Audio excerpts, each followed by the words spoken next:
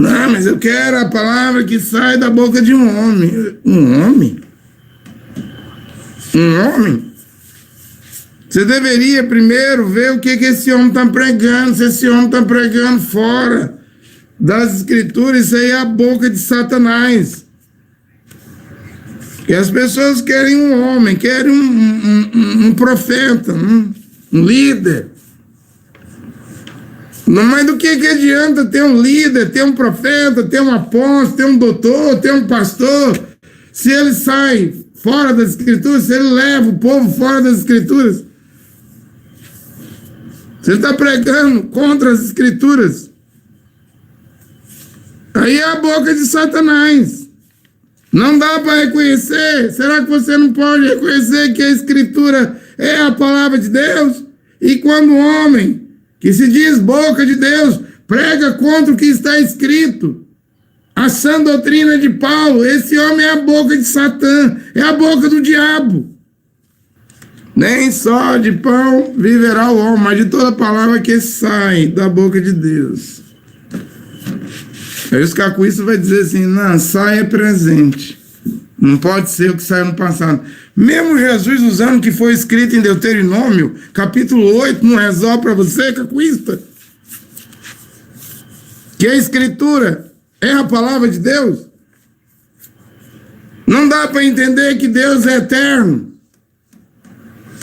Que o que está escrito aqui é a palavra do eterno, que o eterno está vivo hoje, nesse ano 2022, ele é hoje, ele não tem duas palavras. Saiu lá em Deuteronômio 8, saiu lá em Mateus 4, saiu lá nos dias de Paulo, está valendo para hoje. Não dá para entender que isso aqui é eterno, que a Bíblia é eterna, que as escrituras é eterna, que toda a escritura é inspirada por Deus, que tudo que está escrito na Bíblia, 2 Timóteo 2, 3,15, é sagradas letras. A única coisa que é sagrada nesta terra, nesta vida, é as palavras desse livro aqui. Ó. Tudo é sagrado. E as palavras dos homens, dos teólogos, dos dogmas, dos credos, dos ismos, dos estatutos, normas de igreja, isso aí é coisa impura, não tem valor nenhum. Não troque o sagrado, que desde a sua infância, meninice, conheça as sagradas letras. Porque uma criança não tem consciência. Não vai chegar a idade da consciência.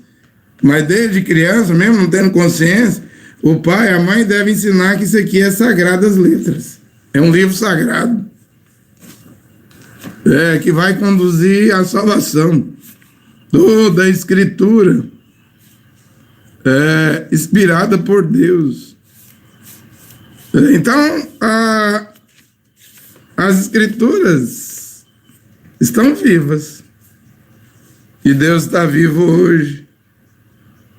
E a palavra de Deus está viva aqui agora. Não? Há alguma dúvida de que a palavra de Deus é a escritura? Alguém tem dúvida? Que a Bíblia é a palavra de Deus? Que o que está escrito aqui é a palavra de Deus? Será que alguém tem dúvida de que a Bíblia é a palavra de Deus? Eu penso que sim. Muita gente tem dúvida, porque os homens estão removendo das escrituras, tirando coisas das escrituras, acrescentando coisas, não aqui na Bíblia, mas é porque eles pregam a Bíblia nas igrejas deles,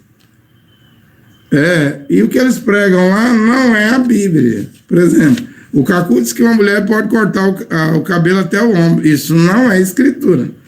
1 Coríntios 11, versículos 5 e 6, Paulo diz que é vergonhoso, é indecente a mulher cortar o cabelo ou rapar a cabeça. Então, devemos entender que a escritura aqui está intacta.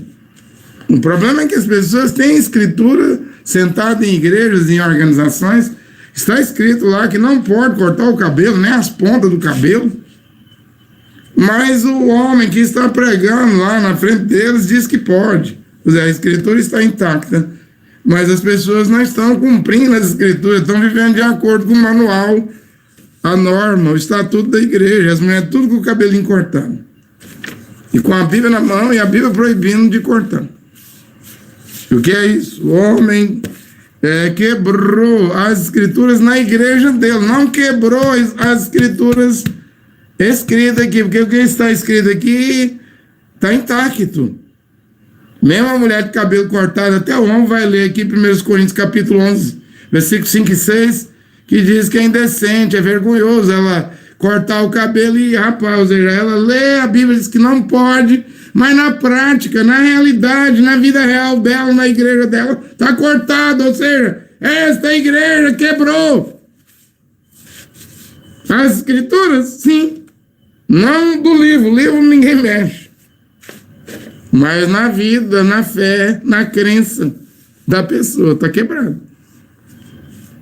Essa mulher vai se perder, né, por causa da pregação de um pastor. Um pastor que se diz pastor, um apóstolo, ou quem se diz profeta, deveria pregar, fazer as pessoas ouvir o que está escrito, não vir dar suas opiniões, suas interpretações particulares. Nenhuma escritura desse livro é de particular interpretação. Se ele prega, sobe no púlpito, abre aqui, eu vou abrir, vou ler aqui, por exemplo, o que eu estou citando agora. Se ele sobe no púlpito, na plataforma, fica de frente ao púlpito, melhor dizendo. Ninguém sobe em púlpito, não. Se subir, aí já são palhaços pregando em frente ao púlpito. Se subir em cima de púlpito, aí é palhaçada. Sobe em cima de uma plataforma e prega em frente a um púlpito, não? Em frente. Vamos corrigir isso, não? Então, se ele começa a pregar, pode ser um pastor batista, da presbiteriana, da luterana, da anglicana, da adventista, ou da Assembleia de Deus, pentecostal, né? Vamos supor que ele chega lá e começa a pregar aqui. Eu vou ler, nesta hora, meus irmãos, amados irmãos e amadas irmãs, eu vou ler 1 Coríntios capítulo 11. Eu vou me deter aqui no versículo de número 6. E eu não vou sair das escrituras, mas se é vergonhoso para a mulher ter os cabelos cortados ou raspado, cubra a cabeça. Ele está mandando colocar o véu, mas está dizendo que deve ter o cabelo, a cabeleira longa, né? Não deve cortar o cabelo. Aí ele começa a pregar lá na Igreja Batista. Ele esquece a teologia, a faculdade, o seminário. Ele ignora. Aí ele começa a pregar: ô irmãzinha do cabelinho cortado, para de cortar, vamos voltar às escrituras. Jesus Cristo é o mesmo ontem, hoje e eternamente. Hebreus 13:8. Sua palavra não mudou. A Igreja Batista mudou, a presbiteriana mudou, a anglicana mudou, a congregacional mudou. Vamos voltar à palavra. E isso vai causar um efeito. Qual efeito? Ou as mulheres deixarão o cabelo crescer, ou elas, após o culto, ou durante o culto, interromperão o pastor, a pregação desse pastor, e expulsarão ele da igreja. Porque elas não querem ouvir isso. Como a palavra é, como está escrito, elas não querem ouvir. Alguma coisa aconteceria se ele fizer isso aí. Uma reação, uma convulsão, uma crise. Mas ele vai ignorar. Às vezes ele até lê o texto e vai dizer assim: ô irmãzinha, nós não estamos nos dias de Paulo, não. Está escrito aqui na Escritura, né? Eu sei que a Escritura é a palavra de Deus, mas não vou pregar isso, não. E no íntimo ele sabe que se ele pregar isso, na intimidade, dentro dele, as mulheres caem fora. Vão procurar uma igreja que autoriza cortar cabelo. Eu corto cabelo há 50 anos, 60 anos. Quem é esse pastor para mandar na minha vida? Para alterar a minha vida? Eu já estou acostumada, habituada. Já tem esse costume. Vai procurar outra igreja batista, que tem muita, né? Ô pastor, tá louco? Tá estranho? O que deu na cabeça dele? O que deu? Eu estou falando se por acaso acontecesse isso. Ele seria chutado para fora, se pregar a Escritura como a Escritura é. Por quê? Porque a Escritura é a palavra de Deus. E Deus é o eterno.